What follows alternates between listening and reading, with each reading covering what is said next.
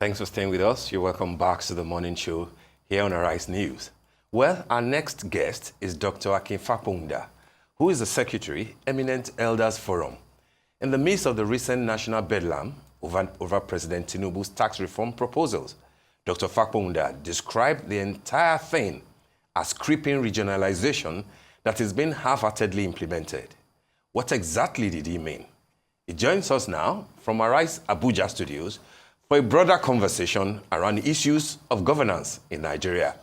Good morning, Dr. Fapohunda. Good to have you join us on the morning show. And Happy New Year to you, sir.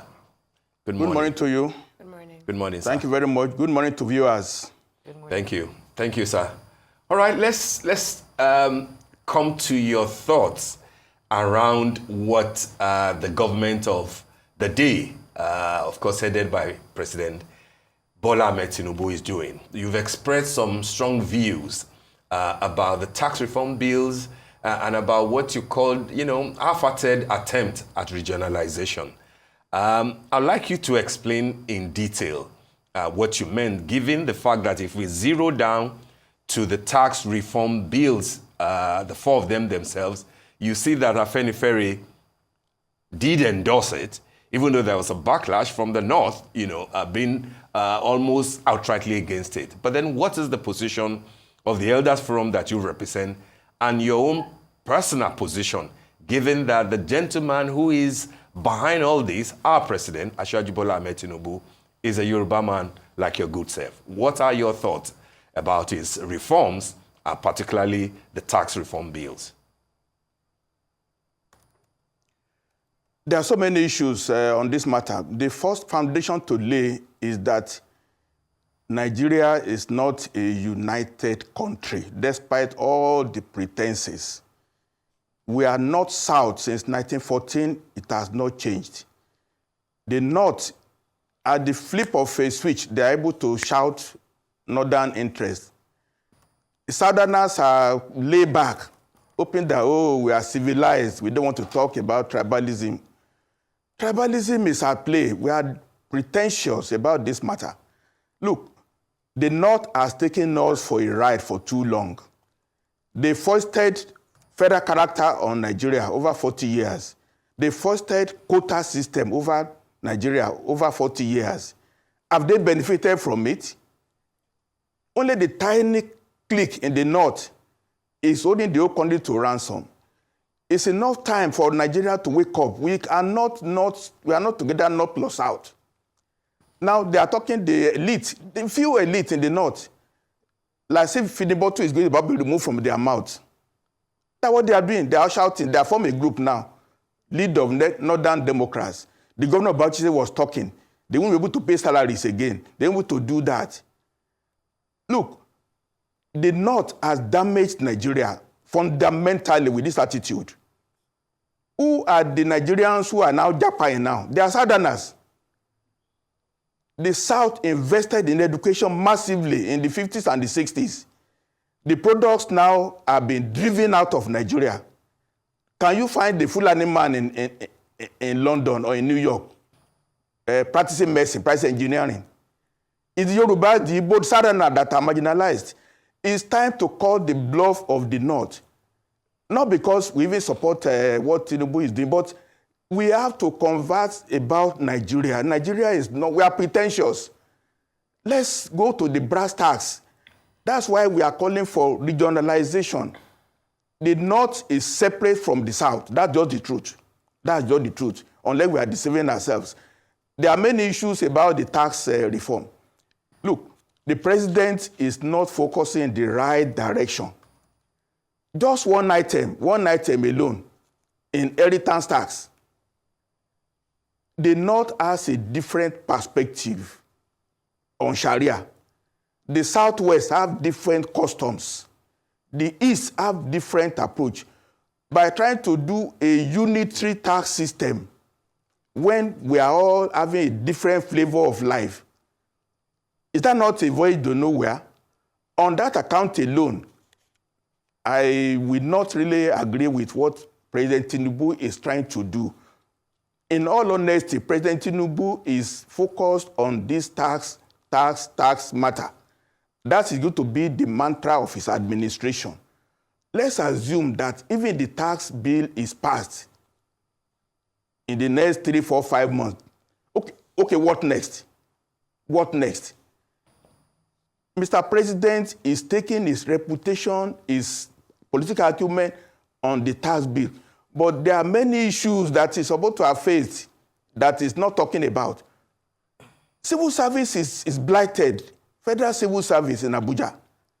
We don't have a civil service. Civil servants are just looking to find a means to survive. They are not operating organically with the government. They are not. On a report, President said he would do it within 6 weeks, 12 weeks rather. He has done nothing about it. If we don't reform this public service and you keep giving some money to FRA to collect tax so you can spend, and then there are many issues that I can table in this in this show today. In 2023, the president announced a 500 billion naira agri project. What has happened to it? He didn't implement it. Now we have livestock ministry. I know now they are looking for offices in Abuja. When are we going to get the first cows from the livestock ministry? So overall, the focus on tax bill is totally not what Nigeria is looking at now. There are more serious issues, fundamental reform. Tax bill is not the reform that we want. The country has to be reorganized and let all of us live separately, but as good neighbors. As good neighbors. We are different. It's just a fact. We can gloss over it from here to eternity.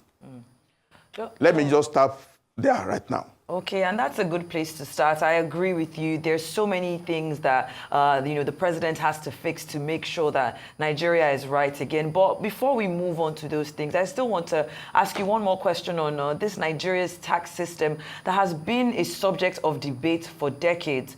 With this President Tinubu's recent proposals to overhaul it significantly, tax reforms are never easy, especially in a diverse and complex country like Nigeria. Many critics fear that the proposed changes might favor certain regions or economic classes over others. Now, I'm wondering if there's any way you think these reforms can be structured to dispel these fears, to ensure inclusivity and demonstrate tangible benefits for all Nigerians. I ask this because the backlash, like you rightfully said, against these reforms, especially from some northern groups, highlights the deep-seated regional sensitivities that we have. From your perspective, is there anything that this government can do to balance the need for a tax modernization with the concerns of these regions while fostering unity and trust across the country? The ending of your statement is just the problem. We cannot be united when we are not equally yoked. We are equally yoked. We cannot be united at all. But let everybody just live according to his own worldview. Then the temperature will come down. But trying to stay in Abuja and put a package together for the whole country, from the northwest to the southeast, from the northeast to the southwest, it's not going to work. Okay, the president might use all his authority, all the presidential powers to get it through. And then what? And then what? What are the two elements in the tax reform? You are considering no tax to the lowest people, 130 million Nigerians who are destitute. Then you want to tax the big companies. The big companies are folding up. They are living in Nigeria. They cannot afford diesel to run generators. They are even the one they manufactured. No sales. There is poor demand. So who will pay the tax? Who will pay the tax? Is it run-down companies that will pay the tax? Anybody earning below 70,000, no tax. Okay. So where is the money coming from? And when the money comes, to be spent on what? To be spent on deficit. To be spent on paying back loans that we have taken, that we have exhausted, that we have stolen. Is that it? What are you going to use tax for? It's not tax that okay, let him get it through, fine. Let him get it through. But is that the end of the tunnel? It is not, in my opinion. But the president needs to be politely advised. It's now almost 2 years that he's been in the saddle. It's time to think. His presidential chat that he had, he was so cocksure of everything. But that's not reality at all. It's not cocksure. This February will be 2 years since he's been elected. It is time to just reappraise issues. It's hanging in the air. We on the ground, we are not feeling what he's trying to do. It might be well-meaning, but it's not in the right direction at all. So to answer your question, this tax matter will not unite Nigeria. If you consider to the North that they get more VAT, for doing what? They've got federal character for 40 years. What have they done with it? They've got quota for 40 years. What have they done with it? They're just being spoiled. They don't want to wake up to reality that they are not doing well. They are not performing. And when you compromise, you kill the South. The energy is being sucked out of the South in trying to remedy and carry the North along. We should be tired of carrying them along, in all honesty. Somebody has to call their bluff. There is no alternative to the South calling the bluff of the North. Absolutely. Okay, sir. Now, I'd like to ask you two separate questions. One is about what you said earlier about what is the North doing? Because when it comes to VAT and tax exemptions, a lot of our VAT exempt goods, our foods, our agricultural products, come from the North, and they do not get VAT from that. But so I want to ask why you believe the North is being spoilt in terms of VAT when most of our food and our agricultural produce is coming from the North. The North is our food basket. And the second thing you spoke to was about where is the tax going to? Where are they spending the money on? Because a lot of Nigerians have been harping on about fiscal responsibility, that where is this money going towards? The presidency now has put forward their budget to the National Assembly, and the budget is going to be debated alongside the tax bills in this coming year. Now, the the State House headquarters has budgeted 6 billion naira for purchases of new cars, 7 billion naira to build an office building for the president's own assistants. However, in the same budget, we're only seeing 250 million naira going to learning and teaching aids in the Federal Ministry of Education. So do you think that the budget also that they're trying to get this revenue for, do you think the budget is a useful way of using Nigeria's taxpayer money? Two questions, fine. The North deliberately chose not to be organized. They are engaged in petty trading. How can you tax a petty trader on the street? How can you tax people who are just in the markets? They refused to organize. They insisted on having a Majiri system. How can a Majiri pay tax? The governor of Bauchi State confirmed that they have no institutional framework to even tax anybody on VAT. You tax, they refuse to organize even selling of cows. They are not organizing selling of onions. How do you pay VAT on that? They not refuse to organize so that it can be in the modern age where you can have corporate systems to market things. They oppose commodity systems for agri products. So how do you tax something that is not organized? They are diffuse. There is no record. In the markets, in the North, see anywhere. Is there a market? There is no market, no organized market. That's their problem. Then that's it. As to what happened to the tax, I already answered the question. If President Tinubu gets this tax bill through now, to get money for what? Money for what? The civil service is bloated. The president was very proud to say he has 48 ministers and they are doing well. That's profligacy now. Orsay report has been there. We now have almost 1,000 parastatals in the federal government and they are doing nothing. I live in Abuja. Civil servants are just on the streets trying to say they can buy a house for 50 million, 100 million. That's what Abuja is. Abuja is for you to just make money and buy houses. Nobody is interested in a proposal to reform the system. An average civil servant, they are not interested in their jobs anymore. And you cannot blame them because the environment is too harsh for a public servant, the way I was in service 24 years ago. So the budget is just a symptom. We are not interested in doing anything serious with the money we are going to get. In any case, over the years, Nigeria is sitting on massive corruption. The president said he will not probe the military because he respects them. That's fair. What happened to the fuel subsidy claim under Jonathan? Have we looked into it? Look, there are so many reports of public stealing. Nigeria Airways Water Panel report, CMS report, Alibotin report. Even all the things recovered by AFCC, who knows what happened to them? There's a place in Abuja where almost 100 cars just abandoned, AFCC impounded. So there's so much waste in the system. Trying to make more money to cover the waste is totally misdirected in my own reckoning. We need to really discuss the fabric of the Nigerian society. We don't need more money at all. The money we already have is enough if applied wisely. If applied wisely. Too many assets are wasting away. And getting more loans and getting more taxes to just papa over the system is totally, I don't understand. I don't understand. Honestly, I don't understand. All right, Dr. Fapohunda.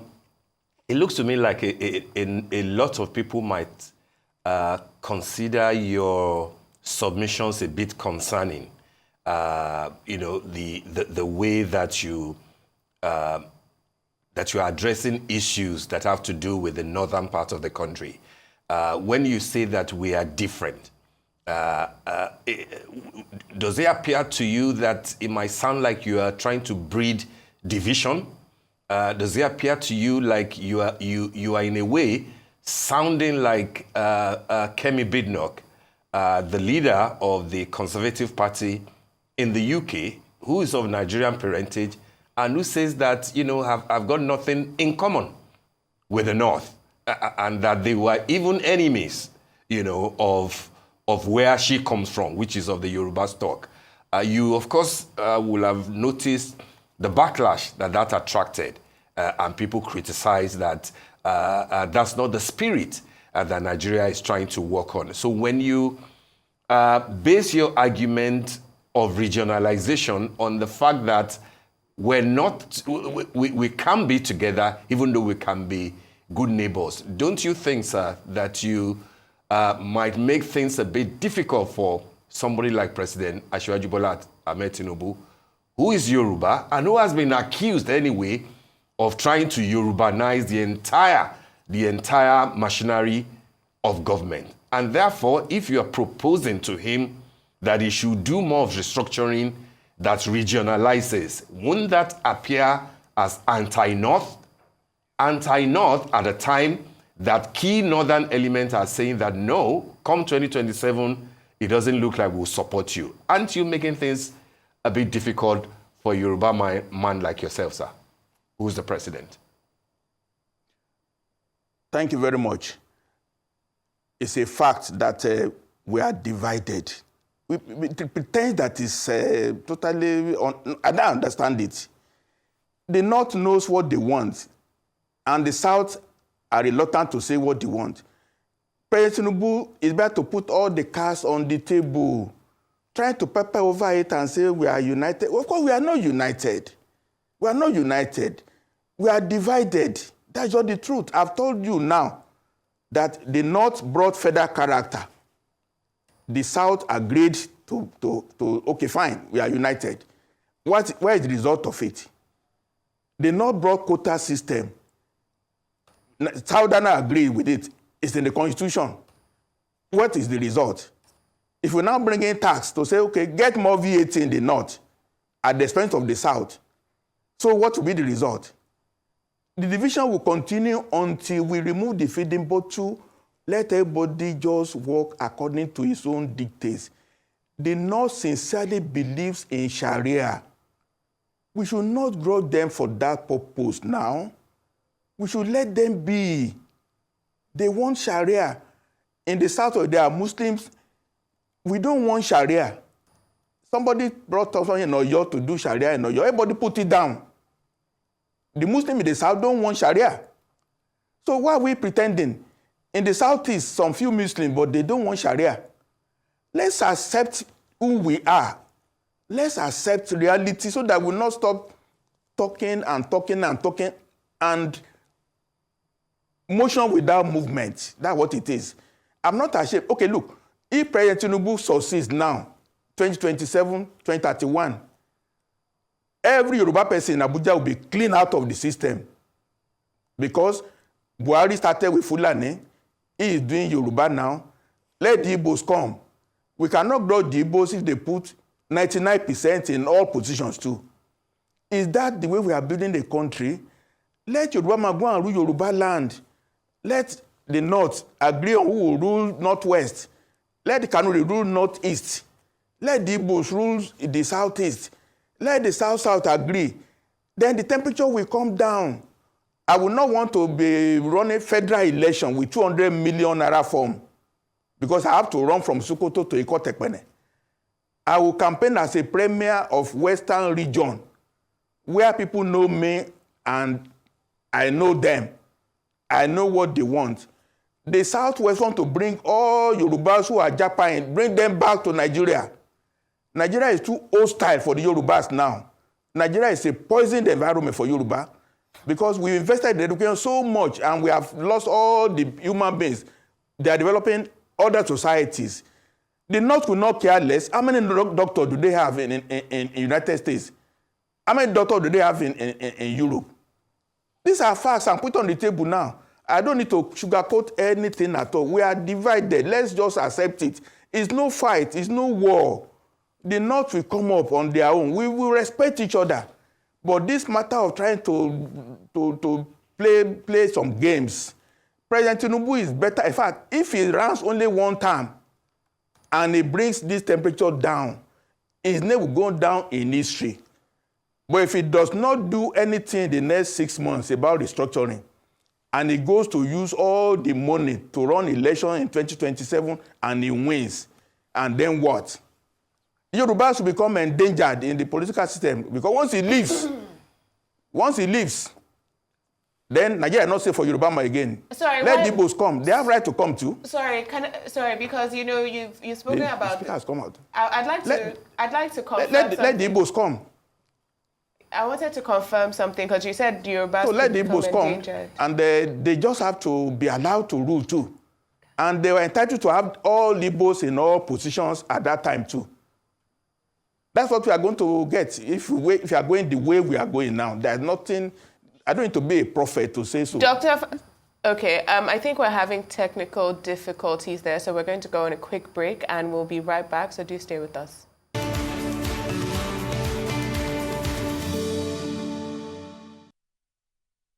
Well, welcome back to the morning show here on Arise News. We are on with Dr. Fapohunda, who is coming to us, joining us from our studio in Abuja. Dr. Fapohunda, can you hear me now?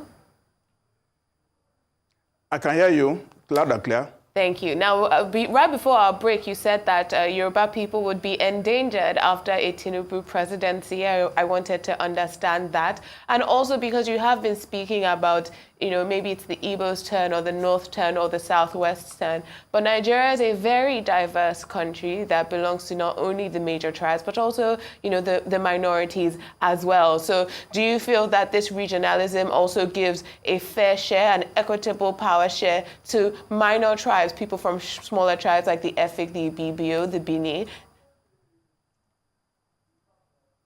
Absolutely, absolutely. In fact, I belong to a new body that is coming up in the next few weeks, Western Region Organization. Look, we need only 3 things to alter the Constitution of Nigeria. Alter the Constitution to permit regions to have their own subsidiary constitution in the way they like it. Secondly, alter the fundamental list of functions, exclusive list, concurrent list, and residual, and then permit referendum clause. Once you put those 3 things, amendments in the Constitution, we will sort ourselves out. 36 states is not viable. We might get 12 regions, we might get 16 regions, but regions that are organic, that are willing to work together with common worldview and common culture. That's just the truth of the matter. We cannot continue the way we are now. Absolutely. Things have to change. And the earlier the change comes about, the better. As I said, there's a body coming up to talk about the Western region as it was in 1963. Other parts that feel they can exist as a region, as a viable, sustainable group. The Gbagis can be a region of their own. Why not? Why not? The Biobios can be a region of their own. Why not? United States, there is California, there is Texas, very big states. There is Rhode Island, there is Delaware. President Biden is from Delaware now. It's a very small, tiny state in the United States. But the rules are defined properly. We need to go back to parliamentary system. If we don't reform this and keep going the way we are now, we cannot stop anybody that fights and takes over power to not favor his own people. Because Buhari started it, Tinubu is doing it now, then others must do the same. Then we are sentenced to a life of penury in this country. It will be very sad.